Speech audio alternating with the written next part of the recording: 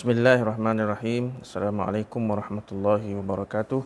Alhamdulillahirabbil alamin wassalatu wassalamu ala asyrafil anbiya'i wal mursalin wa ala alihi wa sahbihi wa man tabi'ahum bi ihsanin ila yaumiddin. Amma ba'du. Alhamdulillah, pada malam ini adalah siri kuliah ilmu usul fiqh yang ke-17 menggunakan kitab Al-Wajiz fi Usul Fiqh karangan Dr. Abdul Karim Zaidan. Dan pada malam ini kita sambung perbincangan mengenai pembahagian hukum wada'i, di mana pada minggu lepas kita telah pun menyentuh berkenaan dengan pembahagian pertama, iaitu as-sabab. Manakala bahagian ataupun kategori kedua di bawah al-hukum al-wada'i ini adalah asy-syartu. Baik. Jadi apakah yang dimaksudkan dengan asy-syartu? Asy-syartu lughatan al-alamatul lazimah. Syarat dari segi bahasa ataupun dari segi makna asal ialah satu tanda yang lazim. Manakala dalam definisi istilah ataupun syar'an, ma yatawaqqafu wujudu syai'i ala wujudihi wa kana kharijan an haqiqatihi wa la yalzamu min wujudihi wujudu syai' walakin yalzamu min adamihi adamu dhalika syai'.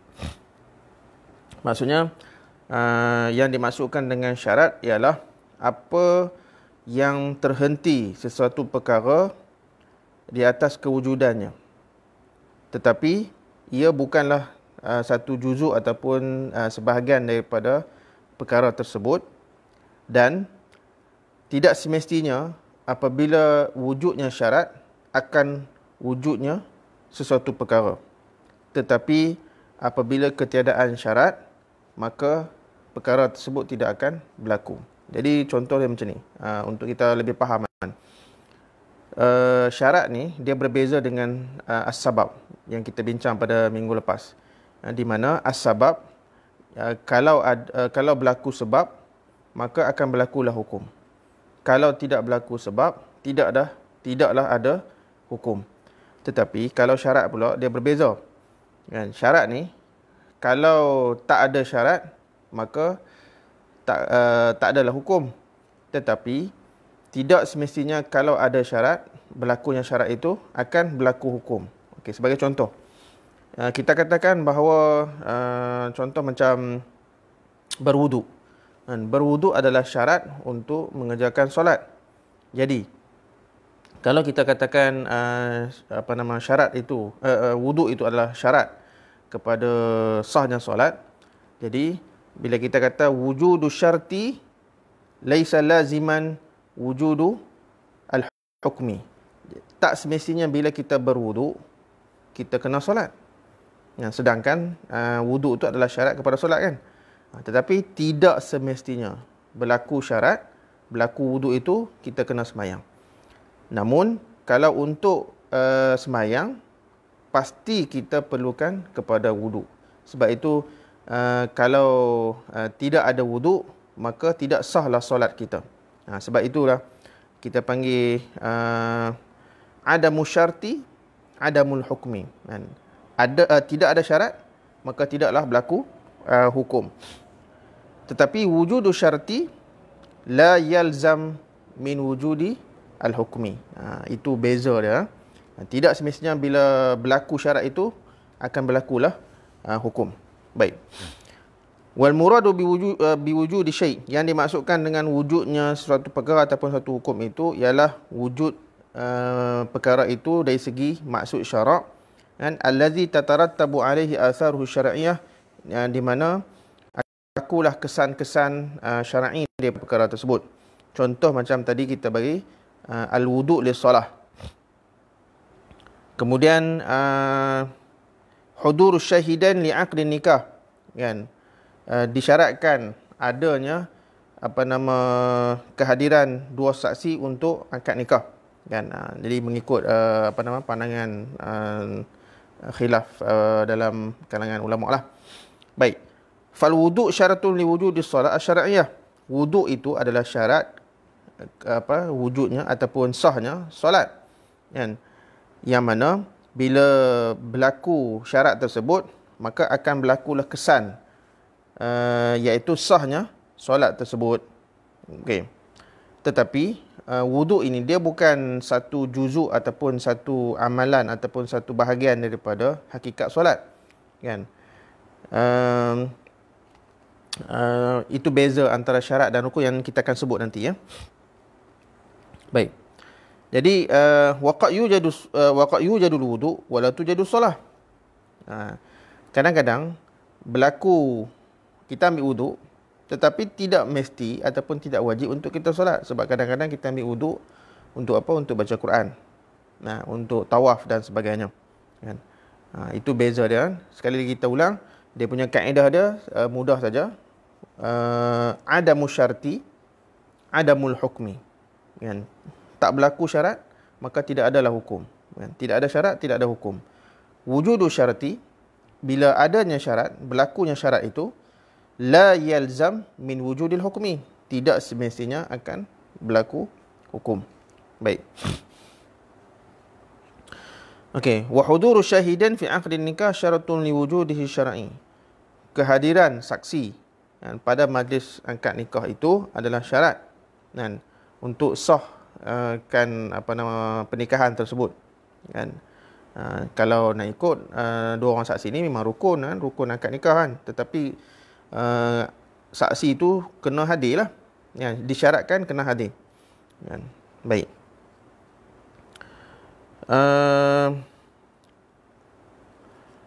Tetapi kehadiran dua orang saksi ini bukanlah satu kita panggil satu bahagian daripada akad nikah tersebut, kan. Sebab akad nikah dia hanya ijab qabul, kan. Itu akad nikah, kan. Tetapi kehadiran saksi itu adalah syarat. Okey.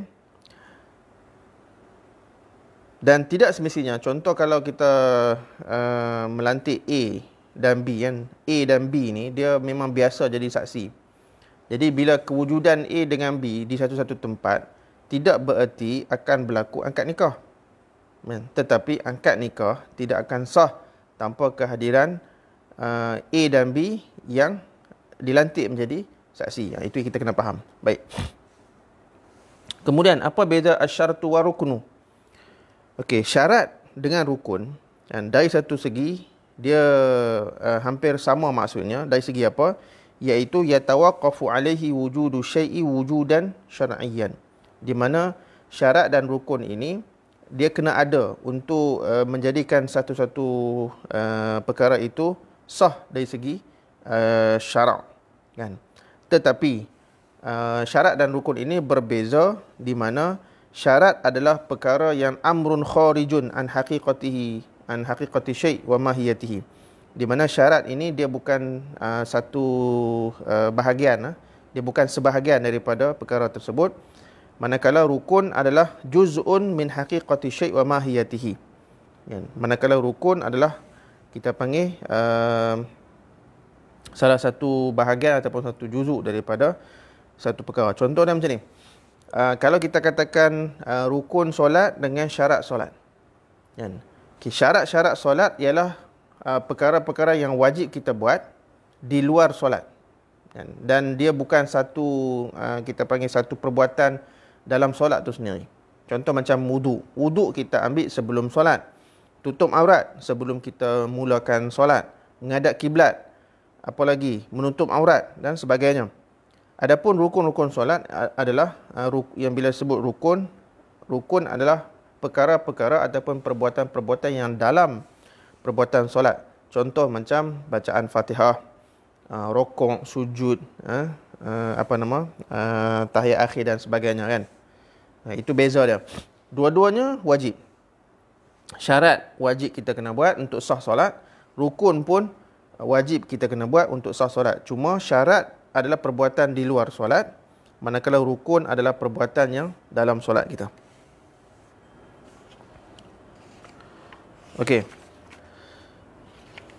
Contoh lain macam ijab qabul. Ijab qabul adalah rukun dalam akad nikah. Ijab qabul adalah rukun dalam akad nikah, kan. Manakala kehadiran, kan, kehadiran dua orang saksi itu, saksi macam tadi kita katakan, dua orang saksi itu rukun. Tetapi kehadiran mereka, Dalam majlis itu adalah syarat untuk mengesahkan akad nikah tersebut. Okey. Kemudian apa beza antara asyartu was sabab? Syarat dengan sabab. Okey, dari satu segi syarat dengan sabab dia macam ada kaitan, kan? Bihaisu la yujadu hadha syai' bidunihi wa laysa ahaduhuma bijuz'in min haqiqatihi, kan? Itu dari satu segi syarat dengan sabab ni dia ada kaitan, iaitu sesuatu perkara tidak akan berlaku kalau tanpa syarat dengan sebab, kan? Tetapi syarat dengan sebab ini dia bukan satu juzuk daripada hakikat ataupun daripada sebahagian daripada satu perkara tersebut, kan? Cuma beza antara syarat dengan sabab ialah kewujudan sabab, wujudus sabab, wujudul hukum, kan? Adamus sabab, adamul hukum. Berlaku sebab, maka akan berlakulah hukum, kan? Akan terjadilah hukum. Tidak berlaku sebab, adamus sabab, adamul hukum. Tidak berlaku sebab, tidak berlakulah hukum. Itu sebab. Tapi syarat, adamus syarti, adamul hukum. Tidak berlaku syarat, maka tidak berlakulah hukum, kan? Namun wujudus syarti la yalzam. Bila berlaku syarat, tidak semestinya kita kena buat sesuatu ataupun tidak semestinya berlaku syarat akan berlakulah sesuatu hukum. Macam tadi, ya. Kita clearkan sekali lagi beza sabab dengan syarat. Contoh macam minggu lepas kita sentuh berkenaan dengan sebab, kan? Zina adalah sebab kepada hukum hudud. So bila berlaku zina, maka akan berlakulah hukum hudud, sama ada sebatan 100 rotan ataupun rejam sampai mati. Kalau tidak berlaku zina, kan, tidak berlaku sebab zina tu, maka tidak akan ada hukum lah, kan? Tidak akan ada hukum hudud lah, kan? Itu beza, itu sebab. Manakala syarat, wujudu syarti la yalzam min wujudi al-hukmi. Berlaku syarat tidak semestinya berlaku hukum. Contoh, kita ambil wuduk. Bila kita ambil wuduk ni, kita tak automatik wajib kena solat. Sebab kadang-kadang kita saja-saja nak perbarui wuduk, kan? Ataupun macam tadi kita kata kita berwuduk tu untuk tawaf, pegang Quran dan sebagainya. Tetapi adamu syarti maksudnya adamul hukmi. Kalau tidak ada syarat, maka tidak akanlah ada hukum. Jadi kalau kita tidak ambil wuduk, maka tidak sahlah ibadat solat kita. Itu beza antara syarat dengan sebab. Baik, seterusnya kita sentuh berkenaan dengan aqsamus syarti, kan? Asyartu min haisu ta'alluqihi bisababi awil musabab yanqasimu ila syartin lis sabab wa syartin lil musabbab, kan? Syarat dari segi kebergantungannya kepada sabab dengan musabab ini terbahagi kepada dua, iaitu yang dinamakan yang pertama syarat lis sabab dan syarat lil musabbab. Okey. Yang pertama, as-sababu lisyarti. As-sababu lisyarti. Asyartu lis sabab. Terbalik, kan? Asyartu lis sabab yang pertama huwa alladhi yukammilu sabab wa yuqawwi ma'na sababiyyah fihi wa yaj'al atharahu mutarattiban alaih. Iaitu perkara yang menyempurnakan sebab, kan? Syarat itu menyempurnakan sebab dan menguatkan fungsi sebab itu dan menjadikan kesan itu akan terhasil. Contoh macam apa? Kal amdil udwan syaratun lil qatl alladhi huwa sababu ijabil qisas min al qatil. Okey. Jadi kita kata al-qatlu, pembunuhan, adalah sebab kepada wajibnya qisas. Kan, kalau cukup syaratlah, kan? Al-qatlu, pembunuhan itu adalah sebab kepada wajibnya qisas. Okey, sekarang ni al-qatlu itu dia ada syarat dia. Bukan sebarangan pembunuhan wajib qisas, tak, kan? Jadi al-qatlu itu yang dikatakan as-sabab itu ada syaratnya, iaitu mestilah berbentuk al-amdul udwan, kan? Iaitu al-qatlul amdi, bunuh sengaja. Dan perbahasan tentang bunuh sengaja ini agak panjang, kan? Yang kita takkan detailkan pada perbahasan ini. Cuma kita nak sentuh berkenaan dengan al-qatlu yang dikatakan sababu ijabil qisas, sebab kepada qisas. Ada syarat dia. Itu yang dinamakan syartun lis sabab. Syartun kepada al-qatlu yang menjadi sebab kepada qisas. Kan, di mana disyaratkan pembunuhan itu mestilah berdasarkan al-amdul udwan, kan? Bunuh sengaja. Kan? Dia ada niat, dia ada intention, kemudian dia menggunakan alat-alat tertentu yang pada dasarnya boleh membunuh. Kan? Contoh macam batu yang besar, kemudian kayu dan sebagainya. Kan? Lepas tu dia memang niat untuk pukul orang tersebut. Adalah dia punya pendetailan tu panjang. Kemudian contoh lain yang dikatakan asyartu lis-sabab ini, al-hirzu lil malil masruq syartun lis-sariqah allati hiya sababun liwujubil haddi 'ala as-sariq. Okey. Contoh kedua ialah as-sariqah, mencuri adalah sebab kepada wajibnya potong tangan. Kan, kalau cukup syarat dia kan. Tetapi mencuri itu pula disyaratkan bahawa mencuri harta yang disimpan pada tempat yang sepatutnya. Contoh, orang itu mencuri daripada peti besi ataupun daripada almari dan sebagainya. Jadi kalaulah berlaku kecurian dalam rumah, ada orang pecah masuk, kemudian dia mengambil barang kita ataupun contoh duit kita yang atas meja, kan, yang mana kita tak simpan elok-elok. Kita letak atas meja, kita letak atas meja solat dan sebagainya. Jadi dia masuk rumah kita, dia mencuri kan. Jadi mencuri itu berdosa. Okey, haram. Tetapi disebabkan kecuaian kita tidak menyimpan duit itu dengan elok, maka di situ boleh dikatakan syubhah yang menggugurkan kewajipan potong tangan kepada pencuri tersebut. Sebab itu memang betul pada dasarnya as-sariqah, mencuri itu adalah sebab kepada potong tangan kan. Namun mencuri itu pula disyaratkan ialah mencuri harta yang disimpan pada tempat yang sepatutnya. Baik. Kemudian contoh lain, asy-syahadah fi 'aqdin nikah syartun li ja'li hadzal 'aqdi sababan li tarattubil athari syar'iyyah alaih. Penyaksian itu kan dalam akad nikah adalah syarat untuk menjadikan perkahwinan itu terhasil segala kesan-kesan syaraknya. Jadi akad nikah tu kan, akad nikah itu ialah sebab kepada halalnya istimta' baina zaujain, boleh kita panggil melakukan hubungan jenis antara suami isteri. Namun akad nikah itu pula disyaratkan mesti dihadiri oleh dua orang saksi yang kita sebutkan tadi. Baik, itu yang pertama, syartun li as-sabab. Yang kedua dinamakan syartun lil musabbab. Kan? Syarat kepada musabbab ni kita kata kepada hukum lah. Yang tadi as-sabab, perbuatan sebab tu sendiri. Asyartul lil musabbab mislu mautil muwarris haqiqatan aw hukman wa hayatil waris waqta wafatil mawrus. Fahuma syartan lil irsi alladhi sababuhu al-qarabah aw az-zawjiyah aw al-usubah. Okey. Syarat lil musabbab ini contohnya ialah disyaratkan kematian pewaris. Contoh macam ayah lah kan, katakan ayah kan, mestilah confirm, disahkan matinya si ayah itu yang menjadi pewaris, sama ada mati yang hakikatan memang betul-betul mati, atau hukman kan. Contoh macam dia ghaib kan, beberapa tempoh yang lama kan, dan dari segi adatnya lah kan, mungkin orang tu dah mati kan. Okey.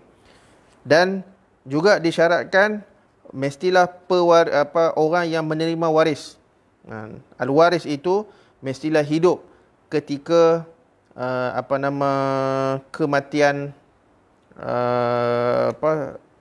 pewaris si ayah tu. Kan? Jadi kedua-dua ini maksudnya orang yang nak mewariskan harta dia kena confirm mati, dan orang yang nak terima harta pusaka itu pun kena confirm hidup lah, kan. Dan dua-dua ini adalah syarat kepada pewarisan, yang mana pewarisan ini adalah hukum, kan? Hukum ataupun dipanggil musabab, dan sebab kepada pewarisan itu ialah wujudnya al-qarabah, iaitu kita panggil hubungan kekeluargaan, awil zaujiyah, suami isteri, awil usubah ataupun asabah. Ini kalau kita rujuk dalam bab miras. Okey. Jadi nampak macam agak mengelirukan kan. Syartun lis sabab dengan syartun lil musabbab. Okey. Sebab ini ialah satu-satu perbuatan yang Allah kaitkan. Bila berlaku benda tu, maka akan berlakulah hukum. Jadi al-musabbab ni kita boleh terjemahkan sebagai hukum, kan. Satu yang syartun lis sabab, syartun kepada perbuatan yang menjadi sebab, yang menjurus kepada akan berlakunya suatu hukum. Dan kategori kedua ialah syartun lil musabbab ataupun syartun lil hukmi itu, kan, syarat kepada hukum. Baik, seterusnya dari segi pembahagian syarat bi'tibar masdar ishtiratihi, kan, dari sudut sumber syarat itu, kan. Siapa yang buat syarat tersebut terbahagi kepada dua. Yang pertama dinamakan syartun syar'iyyun, syarat yang diletakkan oleh syarak, wa syartun ja'li, kan, syarat yang dibuat oleh manusia lah, kita terjemah untuk mudah faham, kan. Yang pertama, kategori pertama dinamakan syarat syarak, syarat yang ditentukan oleh syarak, dan yang kedua syarat yang diletakkan oleh manusia itu sendiri. Adapun asyaratus syar'i, iaitu apa yang telah disyariatkan oleh syarak, apa yang telah ditentukan oleh syarak, ai anna syari' huwa alladhi ishtaratahu litahqiqi syai', iaitu syaraklah yang menentukan syarat ini sebagai syarat kepada suatu benda. Contohnya bulughus saghir sinnar rusydi litaslimil mal ilaihi, kan, untuk kita boleh menyerahkan harta kepada seseorang itu, maka disyaratkan bahawa kanak-kanak itu telah baligh, sempurna akal dia. Ini telah disebut dalam Al-Quran, kan. Jadi kita kena syarat ini ditentukan oleh syarak, kan, dalam surah An-Nisa tu. Begitulah juga semua syarat-syarat yang telah ditentukan oleh syarak dalam akad-akad ataupun transaksi, dan juga tindak tanduk, dan juga ibadat serta bab jinayat. Contoh macam disyaratkan wudu untuk solat, disyaratkan tutup aurat untuk solat dan sebagainya. Itu semua telah ditentukan oleh syarak, sama ada disebut dalam Al-Quran ataupun dalam hadis Rasulullah SAW. Okey, seterusnya asyaratul ja'li, syarat yang telah ditentukan oleh manusia, kan. Apa maksud dia? Maka masdaru ishtiratihi iradata al-mukallaf, kan, iaitu kehendak manusia sendiri yang menetapkan ataupun menentukan syarat tersebut, kan. Kasyurutil lati yashtarituha an-nas ba'duhum ala ba'din fi uqudihim wa tasarrufatihim, iaitu syarat-syarat yang telah disyaratkan oleh sebahagian daripada kita antara satu sama lain dalam akad-akad transaksi ataupun tindak tanduk mereka, kan. Awillati yashtarituhal mukallaf fi tasarrufihi alladhi yatimmu bi iradatihi al-munfaridah kal waqfi, kan. Tadi syarat yang diletakkan antara satu sama lain, dua tiga orang ataupun ada dua tiga pihak, kan, ataupun syarat ini ditentukan oleh satu pihak sahaja. Contoh macam dalam bab wakaf, kan, kita nak menentukan wakaf kita. Contoh kita wakafkan tanah, lepas tu kita letak syarat, kan, aku wakaf tanah ini dengan syarat untuk sekolah sahaja, sekolah agama sahaja, contohnya begitu. Jadi syarat itu sebenarnya telah ditentukan oleh pewakaf mengikut kehendak dia. Dia tidak melibatkan kita panggil campur tangan orang lain, kan. Baik. Dan syarat ja'li ini pula terbahagi kepada dua. Yang pertama, ma yatawaqqafu alaihi wujudul aqdi, iaitu syarat yang terhenti sesuatu akad di atasnya. Maksudnya untuk mengesahkan suatu akad itu mau tak mau syarat tu kena ada. Kan? Ya. Maksudnya annal mukallaf yaj'al tahaqquqal 'aqdi mu'allaqan 'ala tahqiqi syart allazi ishtaratahu. Kan? Iaitu mukallaf menjadikan berlakunya suatu akad itu bergantung kepada berlakunya syarat yang disyaratkan tadi. Dan ini juga dinamakan syartun lisabab. Contohnya apa? Ta'liqul kafalah ala ajzil madini anil wafa. Iaitu dia kita panggil mentaklikkan akan berlaku jaminan apabila seseorang penghutang itu gagal untuk menunaikan hutangnya. Ataupun ta'liqut talaq ala amrin. Dia buat ta'liq berlaku talak dengan satu benda. Contoh macam dia kata dekat isteri dia, in saraqti fa anti taliqun. In sariqti fa anti taliqun. Kalau kamu mencuri, kamu akan tertalak. Ini syarat ta'liq itu. Ta'liq itu kita namakan dia meletakkan satu syarat untuk berlaku talak, kan? Jadi dia kaitkan ataupun dia ta'liq dengan satu syarat. Itu kalau kamu mencuri contohnya, kamu akan tertalak. Okey. Jadi makna kata boleh tak kita menetapkan syaratun ja'li ini dalam perkahwinan, contohnya macam dalam bab talak ini. Jawapannya boleh, kan? Dan bila kita sebut benda itu, maka ta'liq itu akan berjalan. Okey. Dan ini dinamakan syartun mu'allaq. Kan? Syarat yang ditaklikkan oleh seseorang individu. Baik.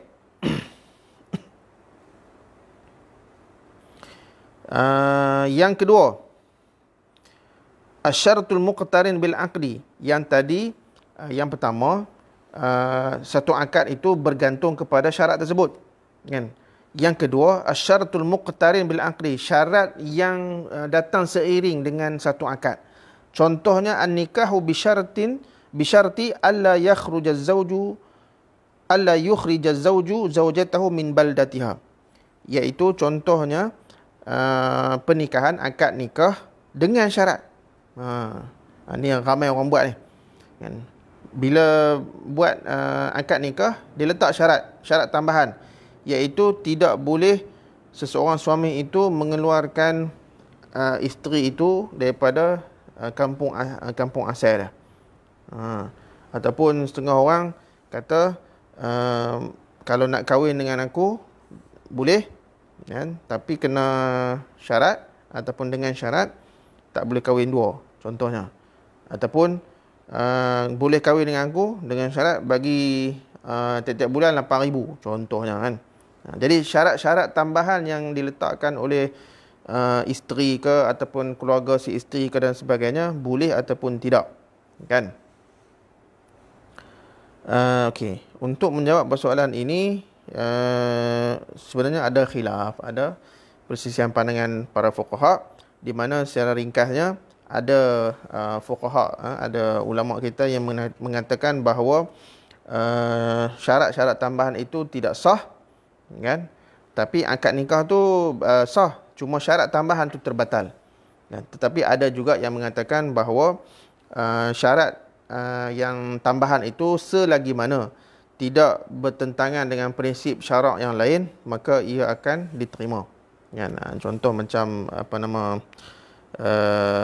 kalau kita kata boleh nikah tapi si isteri itu tidak boleh tinggal dengan suami, yang dia mesti tinggal di rumah keluarga. Yang ni dah bertentangan dengan prinsip perkahwinan itu sendiri, di mana apabila sepasang suami isteri itu berkahwin, maka si isteri itu sepatutnya kena ikut suami lah, kan?